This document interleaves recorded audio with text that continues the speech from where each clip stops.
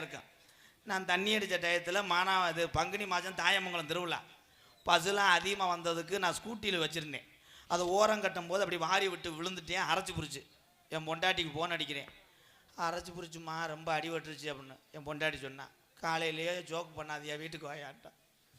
அதனால தான் கோமாளி என்ன சொன்னாலும் உங்களுக்கு சிரிப்பாக இருக்கும். அதே மாதிரி பொம்பளையாளு சொல்கிறேன், புருஷன் போய் தண்ணி அடிச்சிட்டு வராருன்னு நீ ஆம்புலேட்டு சிக்கனை பொறிச்சு வை, அப்போ டெய்லி பாறையே திறக்கலாம்.